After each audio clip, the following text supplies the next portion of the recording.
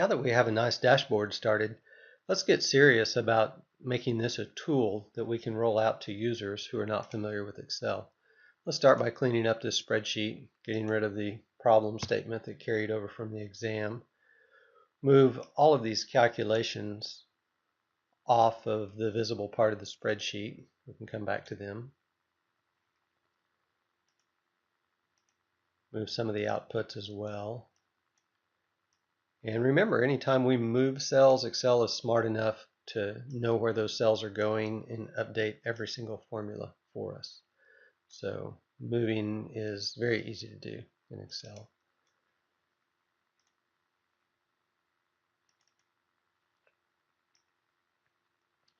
Now what I'm going to do is copy all of these cells because I want to keep the formatting, and to the extent I can, I want to keep the formulas. There may be some cleanup to do here. I'm going to paste them over here. So let's talk about input cells. Right now, this is the input cell for the size of the mortgage. Every other cell in the spreadsheet that cares about the size of the mortgage is looking here for it. But I want the size of the mortgage to be entered in the dashboard over here. So I'm going to format this cell as normal. And then when I point it over here, it will pick up at least the number formatting of that cell. I'm going to do that to all the rest of these. Change it to normal and have it look over here for the number formatting. Now we won't be confused thinking that this is an input that we can change. It will be very clear because of the ugly orange color that this is the input that we can change. If we have a cell over here that's not an input and not something we want on the dashboard, we can just go ahead and delete that. Continue to look here.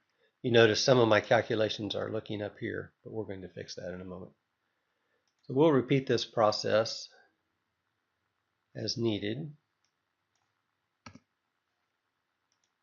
Now when I get to an output, I actually want to look the other way. I want the dashboard to look over here where we're already calculating the output.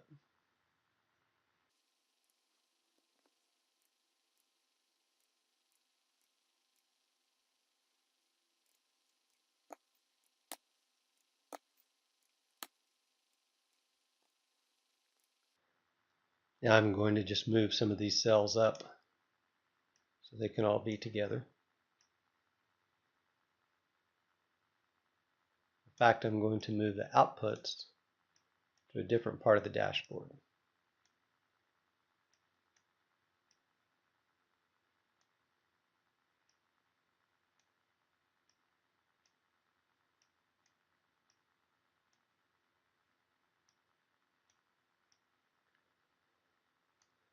So now in our dashboard we have an inputs section and an outputs section.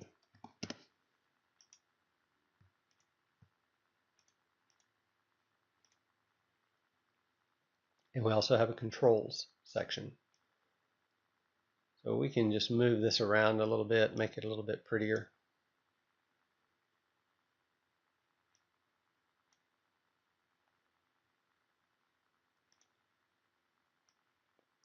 Can delete some rows as long as the entire table moves up together.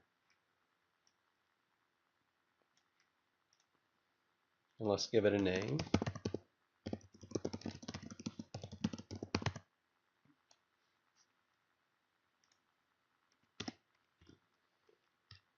And if we highlight all these cells and go to alignment, horizontal alignment, and center across selection, then that will center those cells across that selection.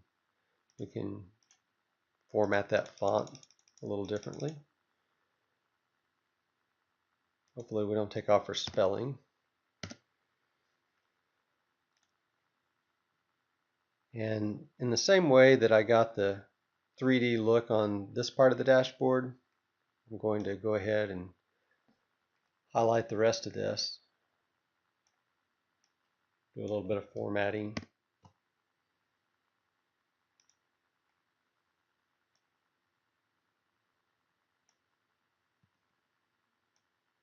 I'm holding down the Control key to select a lot of cells that are non-adjacent.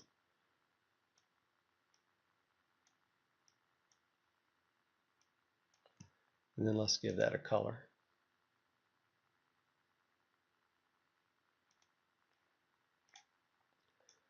And then once again for the borders, this time I think I'll do it the other way and put the black borders on the right and bottom and the white borders on the left and top.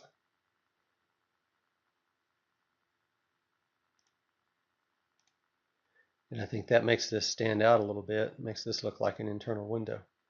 And so we have a nice dashboard with a control, with inputs that we can change, and with outputs so that we can see the complete answer. Below that, we have a report that the user could print.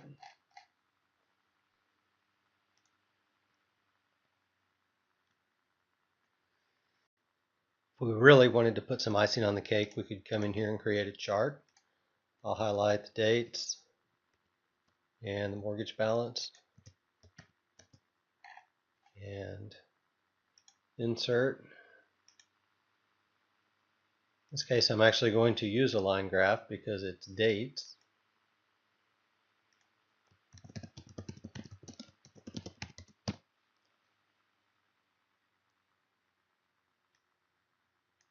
See if we can fit that into our dashboard. I need to move this up a little, huh?